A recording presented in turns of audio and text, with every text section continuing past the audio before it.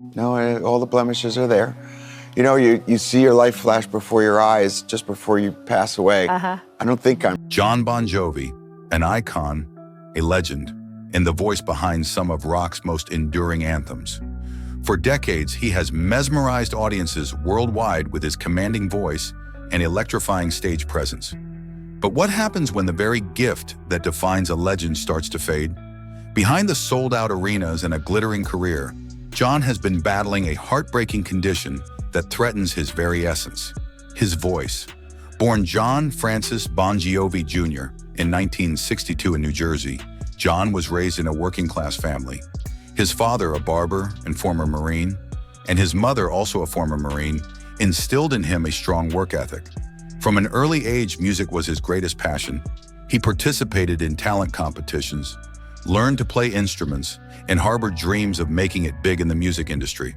However, his journey to success was fraught with rejection and disappointment. In 1974, Jon began performing with local bands, forming his first group, Rays. At 16, he co-founded Atlantic City Expressway with future Bon Jovi keyboardist David Bryan. Despite his remarkable talent, record labels continuously turned him away, dismissing his music as unremarkable in an already saturated rock industry. Opportunities seemed unattainable. Undeterred, Jon took any job that kept him connected to music. He worked as a janitor at a New York recording studio, cleaning floors while dreaming of the day his music would reach the world. His persistence paid off when he recorded Runaway and convinced a local DJ to play it on the radio. The song became a regional hit, catching the attention of record executives. Finally, his breakthrough had arrived. With his foot in the door, Jon knew he needed a solid band. He assembled some of the finest musicians he knew: David Bryan, bassist Alec John Such, drummer Tico Torres, and guitarist Richie Sambora. Together, they formed Bon Jovi, a band destined to define an era of rock music. Yet their rise to stardom was anything but smooth. In the early days, financial struggles plagued the band. Richie Sambora later recalled how they lived in a small, freezing Philadelphia apartment, often without proper food or heating. Despite these hardships, they remained determined.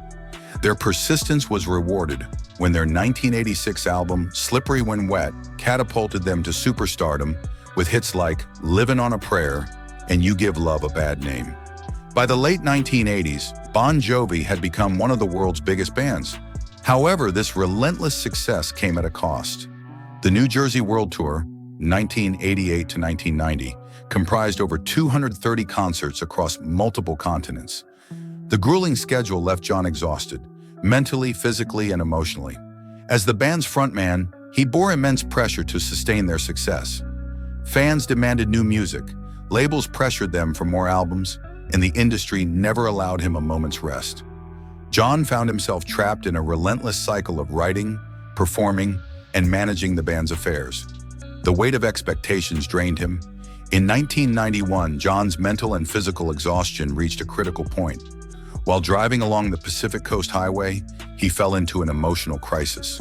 He later admitted that he had contemplated ending his life. "I was as low as I could imagine myself being. I was drinking, miserable, and on the verge of losing myself," he revealed. Then one fateful night, Jon's body gave in. Overwhelmed by fatigue mid-performance, his legs felt heavy, his breath labored, and his vision blurred. Pushing through was no longer an option. He collapsed on stage. Crew members rushed to his aid as the stunned audience watched their rock idol carried away. That night was a wake-up call. His body had been warning him for years, and now it demanded rest. After the tour, Bon Jovi took a much-needed break. But while his body recovered, something far worse had begun, something no amount of rest could fix. By the early 2000s and 20s, fans noticed his once powerful voice faltering. High notes became a struggle, song keys were adjusted, and vocal sections were avoided. Many blamed aging, but Jon knew it was something more. Following a particularly challenging performance in Nashville in 2022, Jon turned to his wife, Dorothea, for her honest opinion. Her response was blunt. "It wasn't your best." It was then that Jon realized he needed medical help. Medical tests confirmed his deepest fear. Jon was diagnosed with vocal atrophy, a condition where the vocal cords weaken and deteriorate over time. In his case, one vocal cord had thickened abnormally, while the other had thinned significantly. The diagnosis was a crushing blow. For a singer, losing one's voice is more than a career setback. It is an identity crisis.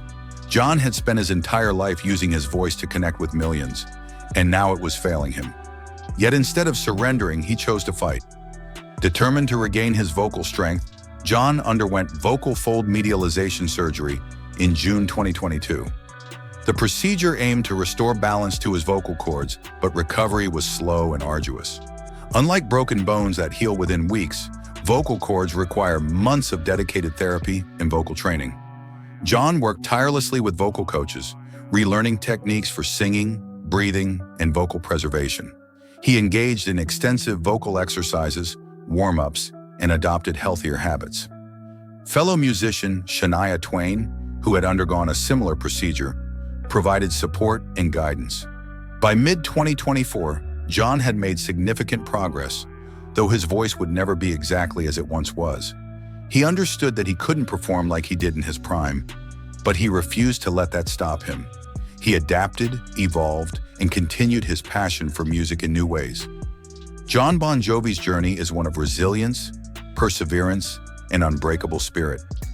Despite facing a heartbreaking condition, he remains a legend, proving that even the strongest face adversity, but it's how they rise from it that defines them.